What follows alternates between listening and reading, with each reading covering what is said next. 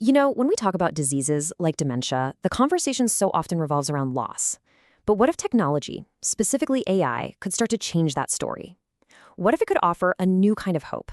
Not a cure, no, but a way to preserve the very essence of who a person is. That's the powerful idea we're going to dive into today.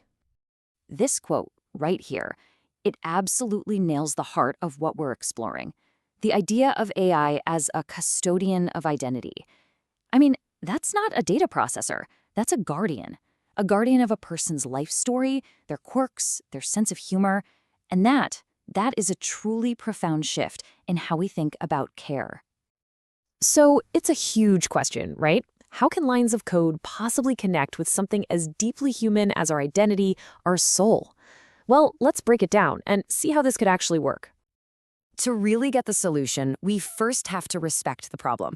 We're talking about conditions like dementia and progressive supranuclear palsy, or PSP. It's a rare disorder that messes with movements, balance, speech, the works. And believe me, these conditions are about so much more than just forgetting things. Think about it for a second. It's the little things that get lost, the shared inside jokes, the comfort of a daily routine, even just being able to follow a favorite TV show. It's like the threads that connect a person to their own life story just slowly start to unravel. And this is exactly where the script flips. We have to stop thinking of AI here as just some cold clinical thing. The real game-changing potential is to see it as a new kind of companion, a support system that's incredibly personal. So this idea, this AI custodian, it's all built on three simple actions: learn, preserve, and share. First, the system learns who the person really is, their habits, their passions. Then, it preserves all of that. And finally, it shares it back, acting like a bridge to their own past when they can't quite make the journey on their own. So where does a journey like this even begin? Well, if you want to make a real difference, you have to start early, way before the major symptoms show up. It all starts with technology's uncanny ability to spot patterns that we humans would totally miss. Check out this number, nearly 20,000. That's how many people were in a huge UK biobank study, and researchers basically gave an AI data from all of them and asked a massive question. Can you spot the earliest signs of these diseases years before a doctor ever could? And this is where it gets kind of mind-blowing. It's not magic, it's just pattern recognition on a massive scale. The AI sifts through thousands of brain scans, data from fitness trackers, and it learns to spot these tiny, microscopic changes that are just invisible to the naked eye. The result? It gives families the incredible gift of time. And what do you do with that extra time? You get proactive. You can start planning for future care, you can make the home safer and more comfortable, and, this is the big one, you can start building that digital life archive we're about to talk about. It completely changes care from just reacting to problems to actually getting ahead of them. All right, so all that proactive planning flows right into the next phase of this journey. As the disease moves forward, the focus shifts, right? It becomes all about maintaining quality of life, independence, and just simple comfort at home. This is where AI can become the sort of quiet, helpful partner in the background. It can monitor for falls, give reminders for meds, or even just gentle nudges for daily routines. It can even act as a social companion for a bit of interaction. Now, this is absolutely key. It's not about replacing humans. It's about augmenting care, filling in the gaps 24/7. I mean, we've all seen it, right? The frustration of trying to help an older relative with a crazy TV remote or a confusing tablet. It just becomes a barrier.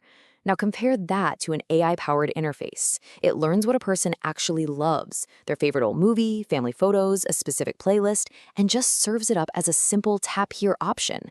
Technology goes from being a source of frustration to a source of actual comfort. Okay, so beyond all the practical daily support, we get to what is, for me, the most powerful and deeply human part of this whole idea: creating a living, breathing legacy. This is what we're calling the digital life archive. And the key, and it's a huge one, is starting early, while the person's memory, their voice, their personality are all still there. With simple tools, a family can start to build this incredible, searchable record of their loved one's entire life. And let's be clear, we are not talking about medical charts and boring data here. We're talking about the good stuff, the sound of their voice telling that story you've heard 1,000 times, their specific sense of humor, their favorite songs, what they truly believed in. It's a complete 3D portrait of who they are. So what's the payoff? Well, it's huge, because when that person can no longer share these things themselves, the archive is still there. It means their kids, their grandkids can still connect with the person, not the disease. Their life is truly honored and remembered. Now, as incredible as all of this sounds, we have to pump the brakes, because this technology brings with it some seriously complex ethical questions, and we absolutely have to face them head on. The promise here is just immense. There's no doubt about it.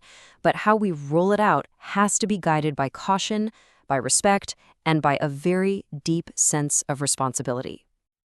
And some of these challenges are really thorny. I mean, how do you handle privacy and consent when someone's ability to consent is fading? Is this just going to be a tool for the rich, making the care gap even wider? And the big one, how do we make sure this complements human connection and doesn't just replace it? Look, there are no easy answers, but these questions have to be front and center as we move forward. Ultimately, if you take one thing away, let it be this. AI is not a cure. It's not going to bring back what the disease takes away. Its real purpose, its true value, is to help us hold on to what matters most: a person's dignity, their connection to family, and the unique identity that makes them them. Look, this tech isn't science fiction. It's coming, and it's coming fast. So the challenge for all of us is to shape how it develops, to build the rules and the guardrails that answer one fundamental question.